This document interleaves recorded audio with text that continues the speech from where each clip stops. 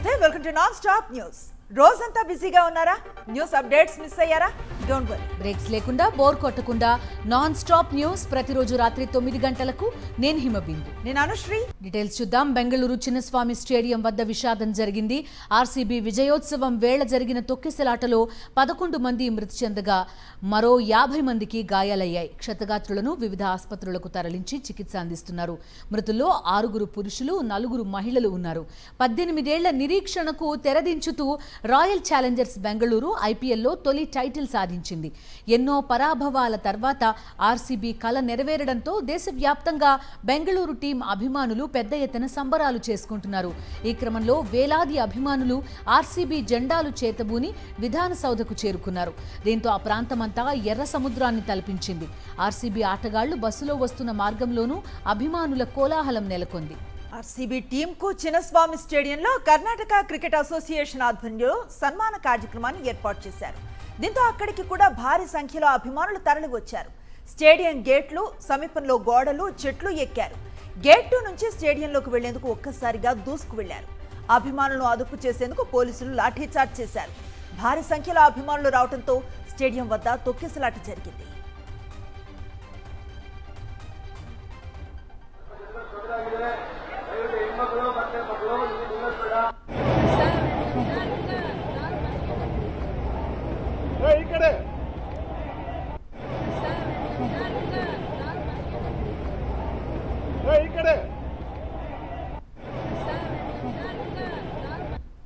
ಸರ್ಕಾರದ ವತಿಯಿಂದ ಕೂಡ ಕಾರ್ಯಕ್ರಮ ಏರ್ಪಾಡು ಮಾಡಿದ್ರು.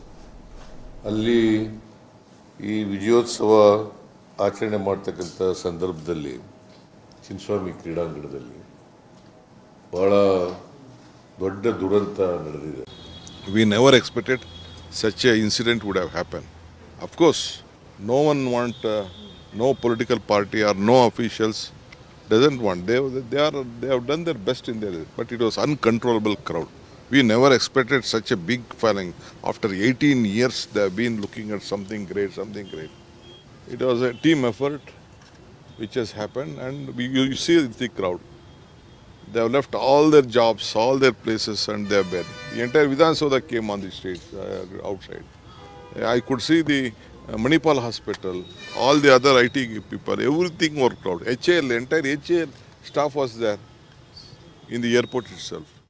సూపర్ 6 సహా 143 హామీలతో ప్రజలను నమ్మించి అధికారంలోకి వచ్చిన టీడీపీ కూటమి ప్రభుత్వం ఏడాదిగా ఆ హామీలను అమలు చేయకుండా చేస్తోన్న మోసాన్ని అన్ని వర్గాల ప్రజలు నిలదీస్తున్నారు. ప్రజల తరపున గొంతెత్తిన వైఎస్ఆర్సీపీ ఉద్యమ బాట పట్టింది. ఎన్నికల ఫలితాలు వెలువడిన రోజైన జూన్ 4ను వెన్నుపోటు దినంగా పాటించాలని వైఎస్ఆర్సీపీ అధినేత వైఎస్ జగన్మోహన్ రెడ్డి పిలుపునిచ్చారు. ఆ పిలుపు మేరకు రాష్ట్ర వ్యాప్తంగా అన్ని నియోజకవర్గ కేంద్రాల్లో వైఎస్ఆర్సీపీ శ్రేణులు కదం తొక్కాయి. వెన్నుపోటు దినాన్ని పాటిస్తూ ప్రభుత్వ అసమర్థతను ప్రశ్నించారు.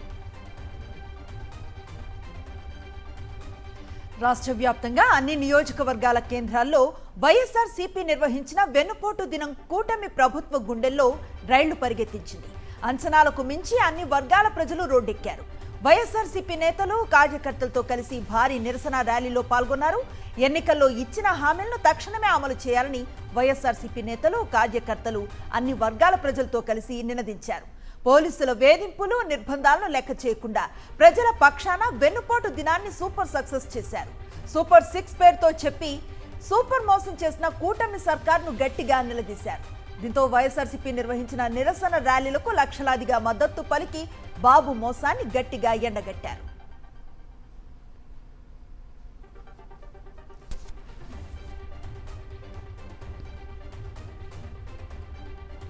తల్లికి వందనం పేరుతో అమ్మలకు చంద్రబాబు పంగనామాలు పెట్టారు. ఆడబిడ్డ నిధి అందిస్తామని చెప్పి మహిళలకు ద్రోహం చేశారు. అందరికీ అన్నం పెట్టే అన్నదాతలను నిలువునా ముంచారు. క్రమం తప్పకుండా అమలవుతూ వచ్చిన రైతు భరోసా పథకాన్ని అమలు చేయకుండా మోసం చేశారు. నిరుద్యోగ భృతి అని పదే ప్రచారం చేసి యువతకు టోపీ పెట్టారు. జాబ్ క్యాలెండర్ లేదు, బాబొస్తే జాబు అన్నారు. అప్పటికే ఉన్న జాబులను లాక్కున్నారు. వేల మంది నిరుద్యోగులను చేశారు. ఎన్నికల్లో ఇచ్చిన హామీలను తక్షణమే అమలు చేయాలని డిమాండ్ చేస్తూ ఉన్నతాధికారులకు వైఎస్ఆర్సీపీ నేతలు డిమాండ్ పత్రాలు అందించారు. పవన్ కళ్యాణ్ కూడా బాబు మాటలనే వల్లవేసి మరీ వాగ్దానం ఇచ్చారు. తీరా అధికారంలోకి వచ్చాక వాలంటీర్ వ్యవస్థనే రద్దు చేసి వెన్నుపోటు పొడిచారు.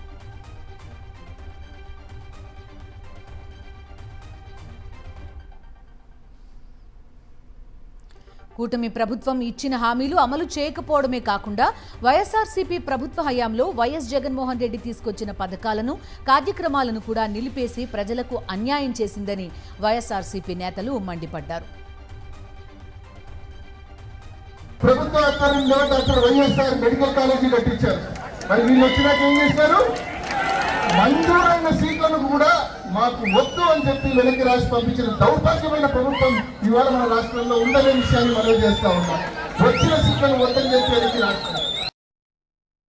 కడప నుంచి గుణదల మొక్కు తీర్చుకోవాలన్నా, లేదా శ్రీకాకుళం ఇచ్చాపురం నుంచి తిరుపతి దేవుణ్ణి చూసుకోవాలన్నా, మీ పుట్టింటికి వెళ్ళాలన్నా, ఎక్కడికి వెళ్ళాలన్నా ఫ్రీ బస్సు ఫ్రీ అని చెప్పాడు.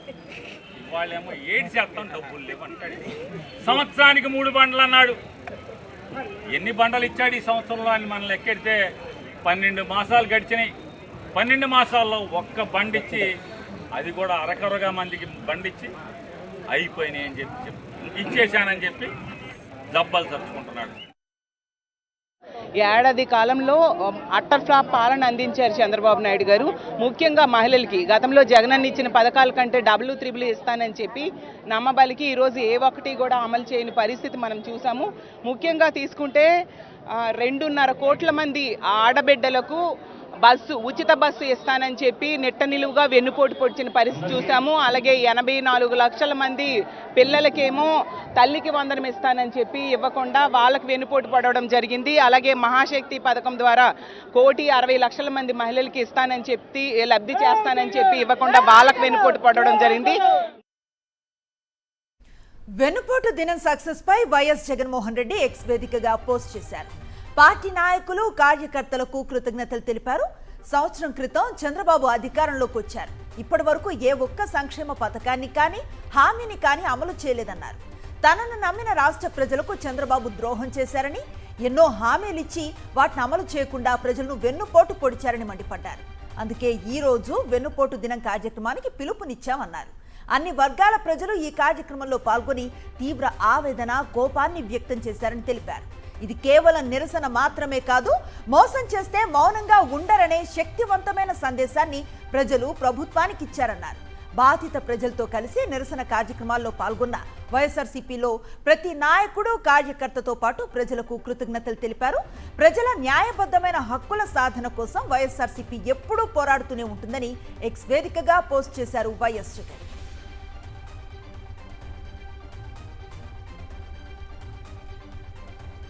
పల్నాడు జిల్లా మాచర్లలో వైఎస్ఆర్సీపీ నేతలపై పోలీసులు దౌర్జన్యానికి దిగారు.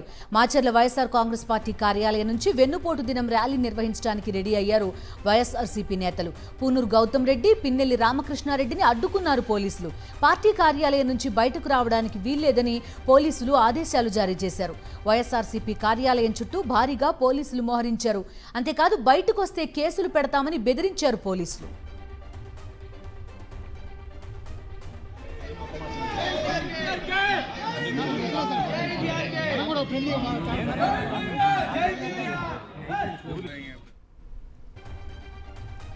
అనంతపురం జిల్లాలో పోలీసులు ఓవర్ యాక్షన్ చేశారు. తాడిపత్రి మాజీ ఎమ్మెల్యే కేతిరెడ్డి పెద్దారెడ్డిని, తిమ్మంపల్లిలో పెద్దారెడ్డిని హౌస్ అరెస్ట్ చేశారు. తనను ఎందుకు హౌస్ అరెస్ట్ చేశారో చెప్పాలంటూ పోలీసులతో మాజీ ఎమ్మెల్యే కేతిరెడ్డి పెద్దారెడ్డి వాగ్వివాదానికి దిగారు. చంద్రబాబు సర్కార్ మోసాలపై వైఎస్ఆర్సీపీ వెన్నుపోటు దినం ఆందోళన కార్యక్రమానికి యాడికిలో ఏర్పాట్లు చేశారు కేతిరెడ్డి పెద్దారెడ్డి బయటకు వెళ్లకుండా భారీగా పోలీసులు మోహరించారు. హైకోర్టు ఆదేశాలు ఉన్నా తాడిపత్రి నియోజకవర్గంలోకి ఎందుకు వెళ్లనివ్వటం లేదని పోలీసులపై పెద్దారెడ్డి ఆగ్రహాన్ని వ్యక్తం చేశారు.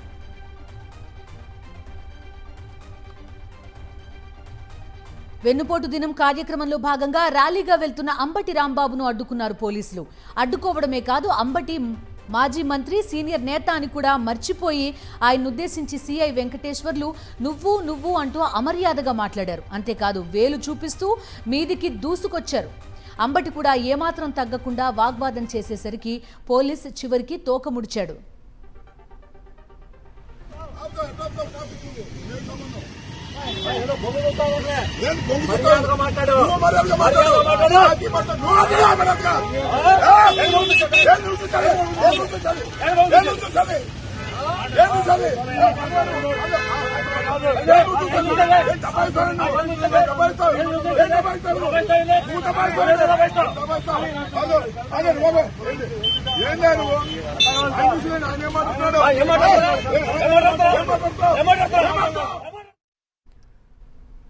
ప్రజల్లో నిరసన తిరుగుబాటు వస్తే ఎవరూ ఆపలేరన్నారు వైఎస్ఆర్సీపీ స్టేట్ కోఆర్డినేటర్ సజ్జల రామకృష్ణారెడ్డి. కొన్ని చోట్ల పోలీసులు ఓవర్ యాక్షన్ చేస్తున్నారని మండిపడ్డారు. అంబటి రాంబాబు మీద కొందరు పోలీసుల వ్యవహార శైలి దారుణంగా ఉందన్నారు.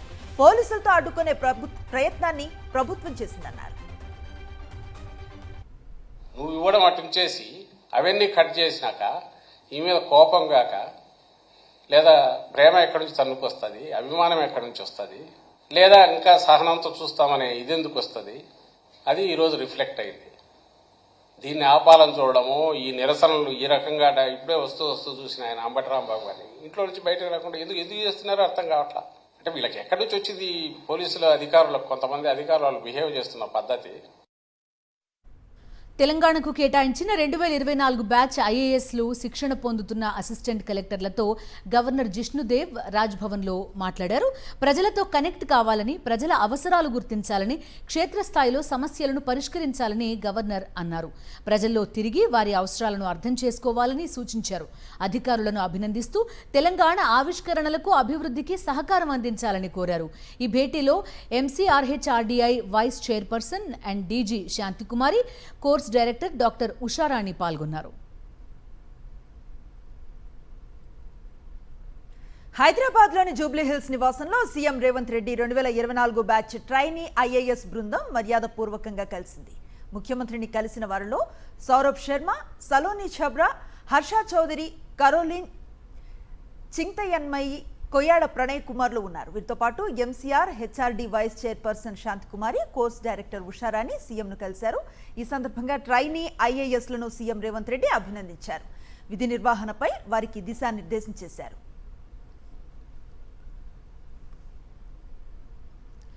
మాజీ ఎంపీ మధు యాష్కి ఇంట్లో లంచ్ ఏర్పాటు చేశారు. విందుకు 2009-2014 మధ్య ఎంపీలుగా పనిచేసిన వారిని ఆహ్వానించారు. తెలంగాణ ఉద్యమ సమయంలో ప్రత్యేక రాష్ట్ర సాధన కోసం కొట్లాడిన కాంగ్రెస్లో ఉన్న వారిని ఈ విందుకు పిలిచారు. మాజీ మంత్రి జానారెడ్డి, మాజీ ఎంపీ కేశవరావు, మండలి చైర్మన్ గుత్తా సుఖేందర్ రెడ్డి, మంత్రి పొన్నం ప్రభాకర్, ఎమ్మెల్సీ విజయశాంతి సమావేశానికి హాజరయ్యారు. ఆనాడు ఉద్యమంలో ఎలా పోరాడారన్న దాన్ని నెమరు వేసుకున్నారు. వాటి పోరాటాన్ని డాక్యుమెంటరీ చేయాలన్న ప్రతిపాదన వచ్చింది. వారి పోరాటాన్ని అతి త్వరలోనే ఒక పుస్తకంగా తీసుకురావాలన్న ప్రతిపాదన కూడా వచ్చినట్టుగా తెలుస్తోంది. కూటమి ప్రభుత్వ విధానాలను ప్రశ్నిస్తే అక్రమ కేసులు పెడుతున్నారన్నారు Rajampet MP PV Mithun Reddy. Nellore central జైల్లో ఉన్న మాజీ మంత్రి కాకాణి గోవర్ధన్ రెడ్డిని పరామర్శించారు ఎంపీలు మిథున్ రెడ్డి, గురుమూర్తి. కూటమి ప్రభుత్వాన్ని ఎన్నికల్లో ఇచ్చిన హామీలు అమలు చేయాలని అడిగితే అరెస్టులు చేస్తారా అని ప్రశ్నించారు.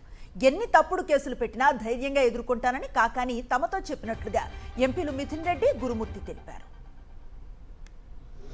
చేసే తప్పులు కానీ అరాచకాలు కానీ ఎత్తి చూపిన దానికి ఈరోజు అక్రమంగా గోవర్ధన్ రెడ్డి గారి పైన కేసు పెట్టి అకారణంగా ఈరోజు ఆయన్ని జైల్లో పెట్టడం జరిగింది. చాలా దారుణమైన విషయం. ఆయన చేసిన తప్పల్లా ప్రభుత్వం ఇచ్చిన వాగ్దానాలని నెరవేర్చలేదు, లేకపోతే ప్రజలకు జరిగే అన్యాయాల్ని ప్రశ్నించడమే ఈరోజు ఆయన్ని ఈ పరిస్థితికి తీసుకొచ్చే విధంగా ఈరోజు గవర్నమెంట్ ఇది చేస్తూ ఉంది. ఈయన గురించే కాదు, రాష్ట్ర వ్యాప్తంగా తప్పుడు కేసులు పెట్టి ఈరోజు ఒక భయప్రాంతాలందరినీ భయప్రాంతం గురి చేసి మొత్తం ఒక డైవర్ట్ చేసి టాపిక్లన్నీ డైవర్ట్ చేసి ఏదో జరిగిపోతుందనే విధంగా ఇవన్నీ కూడా క్రియేట్ చేస్తున్నారు. ఇది కరెక్ట్ పద్ధతి కాదు. రాష్ట్రంలో ఎవరైనా బలమైన నాయకులు ఎవరైనా కూటమి ప్రభుత్వం చేస్తున్నటువంటి అరాచకాలను కానివ్వండి, అలాగే వాళ్ళు ఇచ్చినటువంటి హామీలు అమలు చేయట్లేదు అని గొంతెత్తి మాట్లాడితే గొంతునికే కార్యక్రమం చేస్తున్నారు. లేనిపోని అక్రమ కేసులు పెట్టి కింద గ్రామ స్థాయిలో ఉండే సర్పంచ్ దగ్గర నుంచి పెద్ద నాయకుల వరకు అందరినీ ఎలా అరెస్ట్ చేయాలి, ఎలాంటి కేసుల్లో ఇరికించాలనే చూస్తున్నది. కానీ ప్రజలకు ఇచ్చినటువంటి హామీల్ని ఎలా నెరవేర్చాలి, ఎలా నిధులు తీసుకురావాలి, కేంద్రం నుంచి ఎలా నిధులు రాబట్టుకోవాలి, ఎలాంటి ప్రాజెక్టులు తీసుకురావాలనే ఉద్దేశం ఈ ప్రభుత్వానికి లేదు. పశ్చిమ గోదావరి జిల్లా ఉండి నియోజకవర్గం ఆకివీడులో దారుణం జరిగింది. 8 ఏళ్ల బాలికపై టీడీపీ కార్యకర్త షేక్ మీరావలి అత్యాచారం చేశాడు. తల్లిదండ్రులకు చెప్తే చంపేస్తానని బెదిరించాడు. బాలికకు కడుపు నొప్పి రావడంతో వైద్య పరీక్షల్లో ఈ దారుణం బయటపడింది. కామాంధుడిపై బాలిక బంధువులు ఫిర్యాదు చేసినా పోలీసులు రాచమర్యాదలు చేస్తున్నారు. బాధిత కుటుంబాన్ని మాజీ హోంమంత్రి తానేటి వనిత, మాజీ మంత్రి రంగనాథరాజు, ఎమ్మెల్సీలు రవీంద్రనాథ్, శ్రీనివాస్, వైఎస్ఆర్సీపీ జిల్లా అధ్యక్షుడు ముదునూరి ప్రసాదరాజు పరామర్శించారు.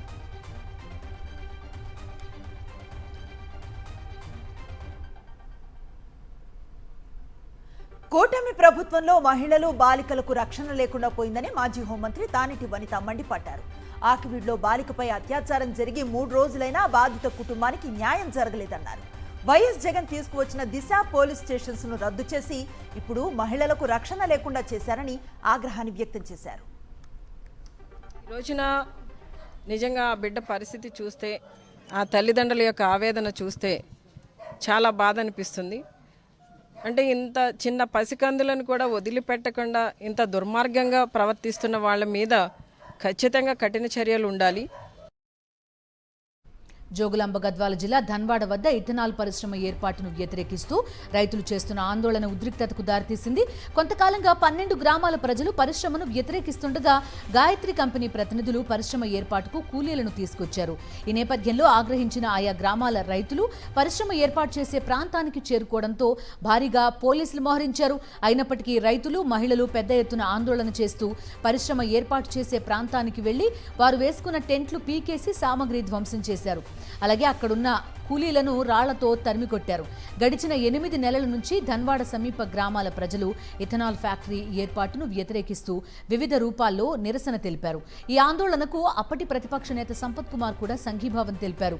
ఎమ్మెల్సీ చల్లా వెంకట్రామిరెడ్డి, ఎమ్మెల్యే విజయుడు కూడా రైతులకు తోడు కావడంతో ఆందోళన కొనసాగింది.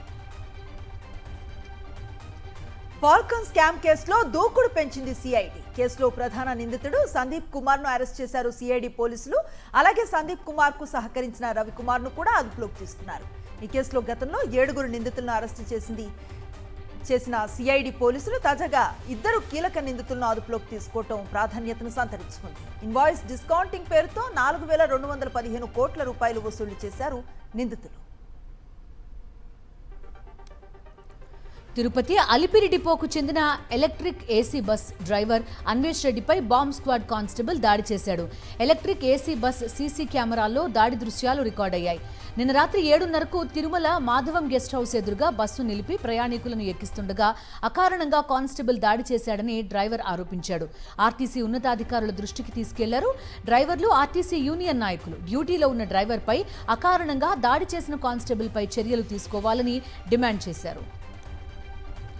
చిత్తూరు జిల్లా కుప్పంలో కాల్పుల కలకలం రేగింది. సీఎం చంద్రబాబు ప్రాతినిధ్యం వహిస్తున్న కుప్పంలో అంతర్రాష్ట్ర దొంగల ముఠా రెచ్చిపోయింది. కుప్పం మున్సిపాలిటీ పరిధిలోని తంబిగానిపల్లి చెక్పోస్ట్ వద్ద నిన్న రాత్రి 11 గంటల సమయంలో పోలీసులు తనిఖీ నిర్వహిస్తుండగా హర్యానా, రాజస్థాన్కు చెందిన దొంగల ముఠా కాల్పులకు తెగబడింది. 5 సభ్యుల ముఠా ఒక్కసారిగా పోలీసులపై కాల్పులకు దిగారు.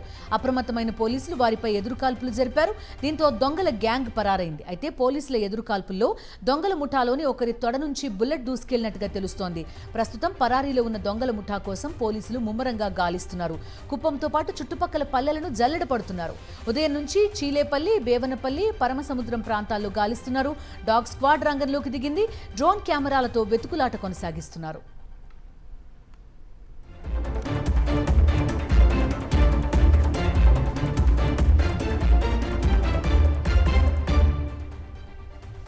వార్తలు చూద్దాం. ప్రధాని మోదీ అధ్యక్షతన జరిగిన కేంద్ర కేబినెట్ సమావేశంలో ఆపరేషన్ సింధూర్, మోదీ 3.0 ప్రభుత్వ వార్షికోత్సవ సంబరాలు, కులగణనపై చర్చ జరిగింది. ఏడాది కాలంలో ప్రభుత్వం సాధించిన విజయాలు, మిగతా అంశాలను ప్రజల్లోకి తీసుకువెళ్లాలని మోదీ ఆదేశించారు.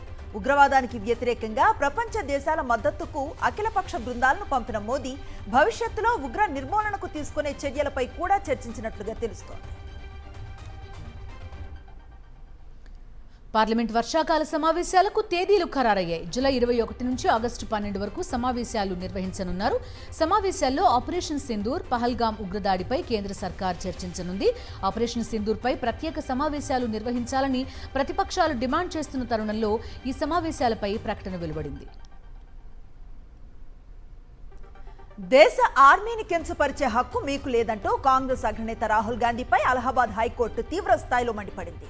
భారత్ జోడో యాత్ర సమయంలో దేశ ఆర్మీని ఉద్దేశిస్తూ రాహుల్ గాంధీ వివాదాస్పద వ్యాఖ్యలు చేశారు. దీంతో రాహుల్ గాంధీకి వ్యతిరేకంగా అలహాబాద్ హైకోర్టులో పిటిషన్ దాఖలైంది. ఈ పిటిషన్ను విచారించిన న్యాయస్థానం రాహుల్పై ఆగ్రహాన్ని వ్యక్తం చేసింది. ఢిల్లీ తరగతి గదుల కుంభకోణం కేసులో మాజీ మంత్రులు మనీష్ సిసోడియా, సత్యేంద్ర జైన్ చుట్టూ ఏసీబీ ఉచ్చుబిగుస్తోంది. కేసులో విచారణకు జూన్ 6న సత్యేంద్ర జైన్, జూన్ 9న మనీష్ సిసోడియా హాజరు కావాలని సమన్లు జారీ చేసింది. తరగతి గదుల కుంభకోణంలో 2,000 కోట్ల రూపాయల కుంభకోణం జరిగినట్టుగా ఆరోపణలున్నాయి. ఈ ప్రాజెక్ట్ 34 మంది కాంట్రాక్టర్లకు అప్పటి ఆప్ ప్రభుత్వం అప్పగించింది. వీరిలో ఎక్కువ మంది ఆప్తో సత్సంబంధాలు ఉన్నవారే అనే ఆరోపణలు వచ్చాయి. పాక్కు దేశ రహస్యాలు చేరవేస్తున్న మరో యూట్యూబర్ని అరెస్ట్ చేశారు పంజాబ్ పోలీసులు. యూట్యూబర్ ముసుగులో పాక్ స్పైగా పనిచేస్తున్న జస్బీర్ సింగ్ ను పోలీసులు అరెస్ట్ చేశారు. జస్బీర్ కు జ్యోతి మల్హోత్రాతో సంబంధాలు ఉన్నట్లుగా పోలీసులు గుర్తించారు.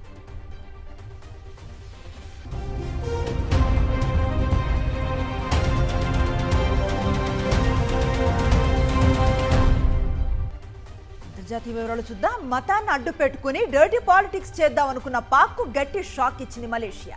జేడీయూ ఎంపీ సంజయ్ జా నేతృత్వంలో మలేషియాలో జరగనున్న అఖిలపక్ష దౌత్య ప్రతినిధి బృందం నిర్వహించాలనుకున్న కార్యక్రమాలన్నింటినీ రద్దు చేయాలంటూ పాక్ చేసిన అభ్యర్థనను పట్టించుకోలేదు మలేషియా. మనవి ఇస్లాం దేశాలు, భారత ప్రతినిధుల మాటలు వినకండి, ఆ దేశ బృందం కార్యక్రమాలను రద్దు చేయండి అంటూ మలేషియా ముందు మోకరిల్లింది పాక్. కానీ మలేషియా పాక్ అభ్యర్థనను పక్కన పెట్టి భారత ఎంపీల కార్యక్రమాలు ఏర్పాటు చేసుకునేందుకు అనుమతినిచ్చింది. రెండో ప్రపంచ యుద్ధం నాటి 3 బాంబులు బయటపడ్డాయి జర్మనీలో. వరల్డ్ వార్ II సమయంలో జర్మనీపై వేసిన బాంబుల్లో పేలని 3 బాంబులు కొలోన్ నగరంలో గుర్తించారు అధికారులు. వెంటనే స్థానికంగా ఉంటున్న ప్రజలను అక్కడి నుంచి తరలించారు. ఈ 3 బాంబులలో 2 చెరో 1000 కిలోలు ఉండగా మరొకటి 500 కిలోలు ఉన్నట్టుగా గుర్తించారు. బాంబులను నిర్వీర్యం చేసేందుకు ప్రత్యేక బృందాలు ప్రయత్నిస్తున్నట్టు అధికారులు తెలిపారు. ఈ ప్రాంతానికి 1000 కిలోమీటర్లు డేంజర్ జోన్గా ప్రకటించినట్టు వెల్లడించారు అధికారులు. ల్యాబ్లో డేంజర్ ఫంగస్ ను సృష్టించి అమెరికాకు తీసుకువచ్చిన 2 చైనా సైంటిస్టులను FBI అరెస్ట్ చేసింది. జియాన్ లియు అనే 2 సైంటిస్టులపై FIR నమోదు చేసిన FBI ఇంటరాగేషన్ చేస్తోంది. అరెస్ట్ అయిన చైనీస్ దగ్గర ఫుసారియం గ్రామినేరం అనే ఫంగస్ ఉన్నట్లుగా FBI డైరెక్టర్ కశ్యప్ పటేల్ ప్రకటించారు. ఈ ప్రమాదకర ఫంగస్ వల్ల గోధుమ, బార్లీ, మొక్కజొన్న, వరి పంటలు పూర్తి స్థాయిలో నాశనం అవుతాయని, ఈ ఫంగస్ శాంపిల్స్ ని మిషిగన్ యూనివర్సిటీకి తరలించినట్లుగా FBI వివరించింది.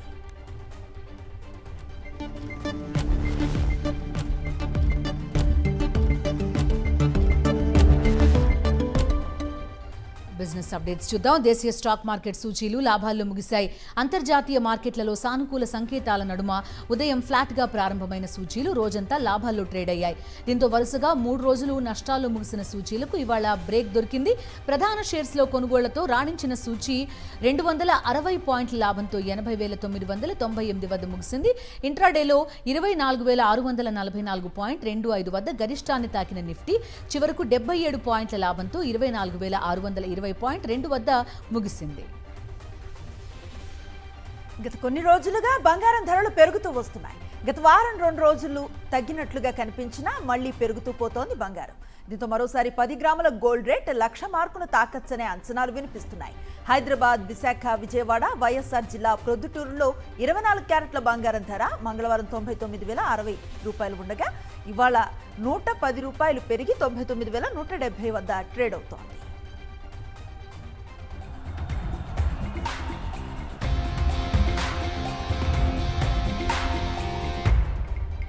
స్పోర్ట్స్ డీటెయిల్స్ చూద్దాం. మహిళల Asia cup hockey tournament schedule విడుదలైంది. చైనాలోని హంగ్జౌ వేదికగా సెప్టెంబర్ 5 నుంచి మెగా టోర్నీ షురూ కానుంది. 10 రోజుల పాటు జరగనున్న ఆసియా కప్లో మొత్తం 8 జట్లు టైటిల్ కోసం పోటీ పడనున్నాయి. గ్రూప్ బిలో చోటు దక్కించుకున్న భారత జట్టు తొలి పోర్లో థాయిలాండ్ని ఢీకొట్టనుందని హాకీ ఇండియా వెల్లడించింది. గత ఎడిషన్లో కాంస్యం కొల్లగొట్టిన టీం ఇండియా ఈసారి పసిడిపై గురిపెట్టింది. ఈ టోర్నీలో విజేతగా నిలిచిన జట్టు 2026 మహిళల FIH వరల్డ్ కప్ పోటీలకు నేరుగా అర్హత సాధించనుంది. దీంతో భారత జట్టు ఈ ఈవెంట్లో అత్యుత్తమ ప్రదర్శన చేయాలనే కసితో ఉంది. ఇవి non stop 9 PM news details.